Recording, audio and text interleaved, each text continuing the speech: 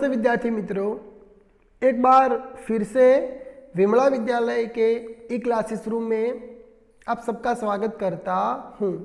आज हम कक्षा 8 और इकाई 2 जिसका नाम है ईदगाह, तो आज हम गद्य पढ़ेंगे। ईदगाह शब्द से आप भली भांति परिचित होंगे। ईदगाह यानी कि मस्जिद, जहाँ मुस्लिम लोग नमाज पढ़ने जाते हैं, उसको ईदगाह बोलते हैं। आप इस तस्वीर को देख रहे होंगे, आप सोच रहे होंगे कि ये तस्वीर किसकी है। तो ये तस्वीर है मुंशी प्रेमचंद जी की, यानी कि इस गद्य के जो लेखक है उनका नाम है मुंशी प्रेमचंद जी। इन्होंने बहुत सारी वार्ताएं, पुस्तक लिखा हुआ है। अब हम उनके बारे में जानेंगे। तो उनका नाम धनपत राय है और उनका उपनाम प्रेमचंद है। जन्मस्थल लम्ही, वाराणसी, उत्तर प्रदेश। जन्म तिथि सन 1880 और निधन सन 1936। आपने प्रेमचंद का परिचय पाया, अब उनके साहित्यिक जीवन के बारे में भी जानिए। आरंभ में वे नवाब राय नाम से उर्दू साहित्य में लिखते थे। बाद में प्रेमचंद के नाम से हिंदी में लिखने लगे। गोदान उनका सर्वश्रेष्ठ उपन्यास है। उसके बाद मंगलसूत्र, उसके अलावा गबन, मंगलसूत्र, रंगभूमि, कर्मभूमि उनके उपन्यास है।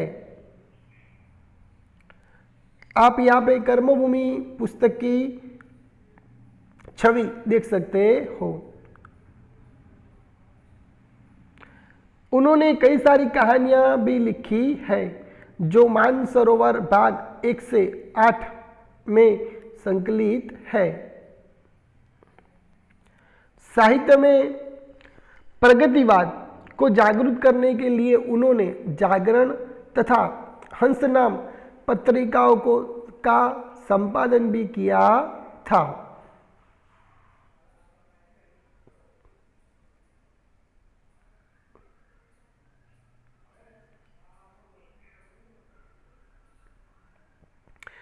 ईदगाह उनकी ऐसी ही एक अमर कहानी है।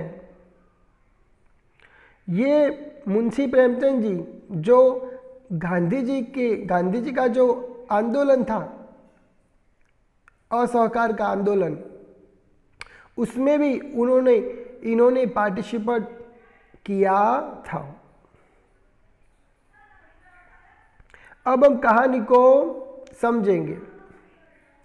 रमजान के पूरे 30 रोजों के बाद आज ईद आई है। ईद यानी कि मुस्लिमों का त्योहार, जो सबसे बड़ा त्योहार माना जाता है। जैसे कि हमारे यहाँ हम दिवाली को मानते हैं, वैसे ही मुस्लिम लोग ईद को मानते हैं। कितना मनोहर, कितना सुहावना प्रभात है। प्रभात यानी कि सुबह, सवेरा। आज का सूर्य देखो कितना प्यारा, कितना शीतल है, मानो संसार को ईद की बधाई दे रहा है। गांव में कितनी हलचल है। हलचल यानी कि शोर बकोर। ईदगाह जाने की तैयारियां हो रही है।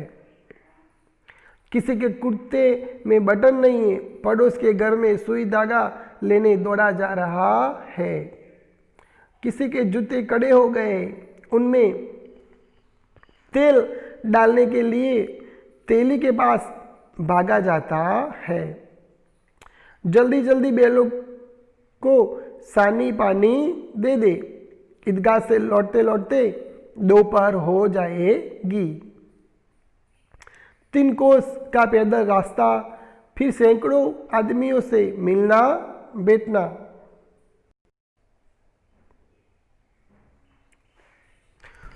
दोपहर के पहले लौटना असंभव है। लड़के सबसे ज्यादा प्रसन्न हैं।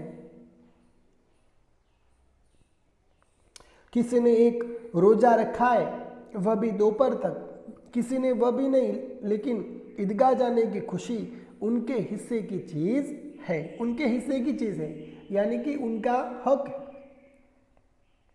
रोजे बड़े बूढ़ों के लिए हो गए, इनके लिए तो ईद है। रोजे यानी कि उपवास, रोजे पर फास्ट रखते हैं ईद पर, तो रोजा यानी कि फास्ट। रोजे में कुछ खाना पीना होता नहीं है, रात को 1 बजे के बाद खाना होता है। रोज ईद का नाम रटते थे, आज वो आ गई। अब जल्दी पड़ी है कि लोग ईदगाह क्यों नहीं चलते। उनकी अपनी जेबों में तो कुबेर का धन भरा हुआ है, कुबेर का धन भरा हुआ है, यानी कि बहुत सारा पैसा उनके पास है। बार बार जेब में से अपना खजाना निकाल कर गिनते हैं और खुश होकर फिर रख देते हैं। महमूद गिनता है 1, 2, 10, 12, उसके पास 12 पैसे है। मोहसिन के पास 1, 2, 8, 9, 15 पैसे है। इन्हीं अनगिनत पैसों से अनगिनत चीजें लाएंगे। अनगिनत यानी कि जिसको गिनी ना जा सके वो। खिलौना, मिठाइयाँ, गेंद और जाने क्या क्या, और जाने क्या क्या। और सबसे ज्यादा प्रसन्न है हामिद, गरीब सूरत दुबला पतला लड़का जिसका बाप गत वर्ष हैजे की भेंट हो गया। भेंट हो गया यानी कि वो मर गया। हैजा यानी कि उसको टीबी भी बोलते हैं, क्षय। फिर एक दिन माँ भी मर गई। अब हामिद अपनी बूढ़ी दादी अमीना की गोद में है और उतना ही प्रसन्न है, क्योंकि उसकी दादी उसको माँ की तरह प्यार करती थी। उसको कभी माँ की कमी महसूस होने नहीं देती थी, इसलिए वो प्रसन्न है। हामिद के पाँव में जूते नहीं हैं, सिर पर एक पुरानी टोपी है जिसका गोटा काला पड़ा है, फिर भी वह प्रसन्न है। ये बहुत बड़ी बात है। अभागिन अमीना अपनी कोठरी में बैठी रो रही है। कोठरी यानी कि घर का एक हिस्सा। अभागिन यानी कि जिसका भाग्य नहीं हो उसको अभागिन बोलते हैं। आज ईद का दिन और उसके घर में दाना नहीं। इस अंधकार और निराशा में वह डूबी जा रही है।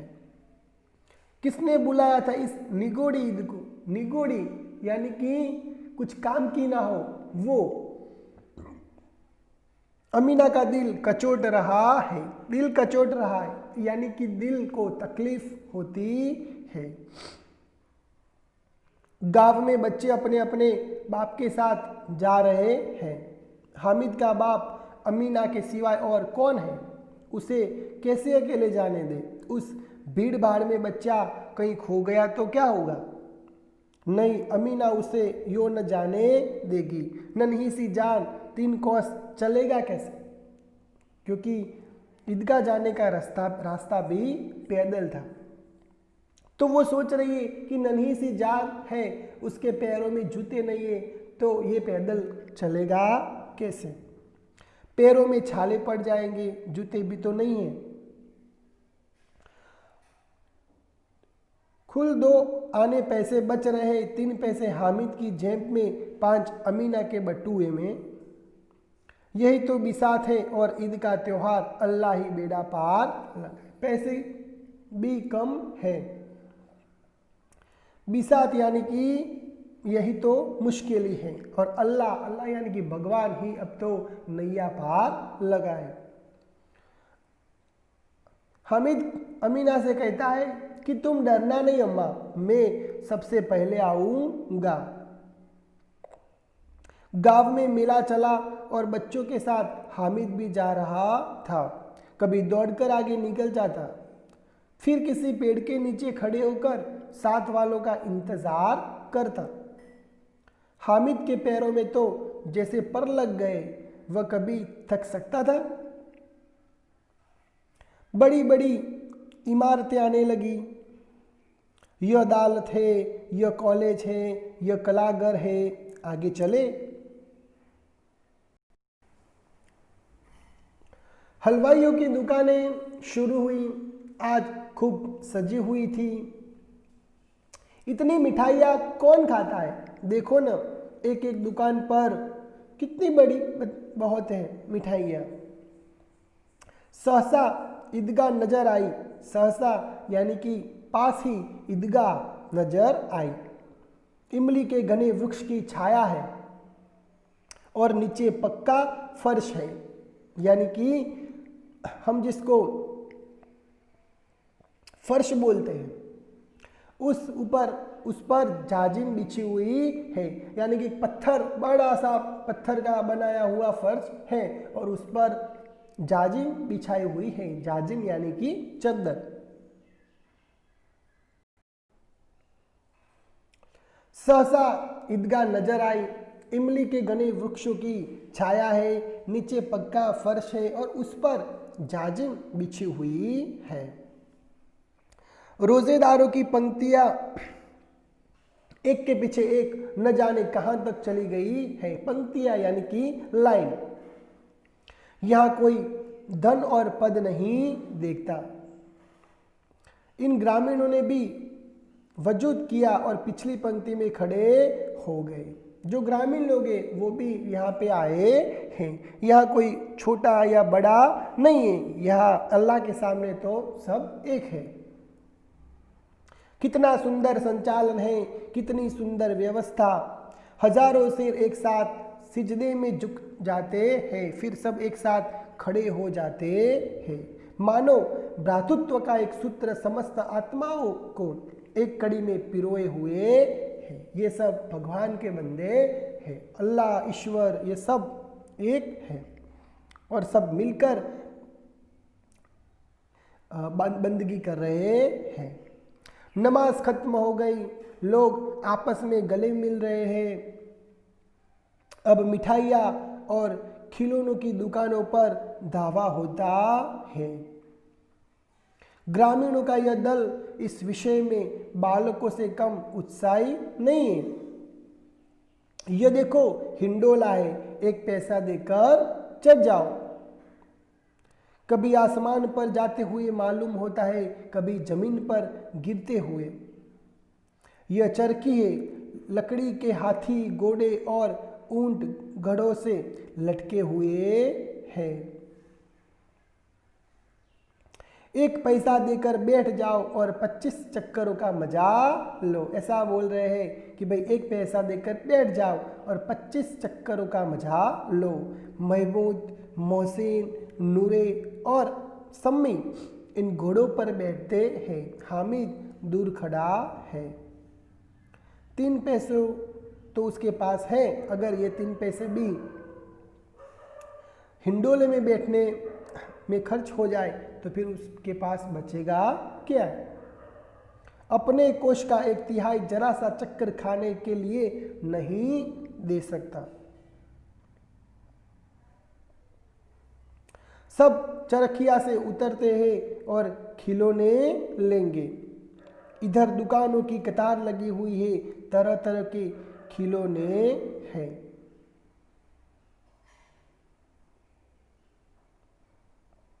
तो विद्यार्थी मित्रों, इस पाठ में हम इतना ही पढ़ेंगे।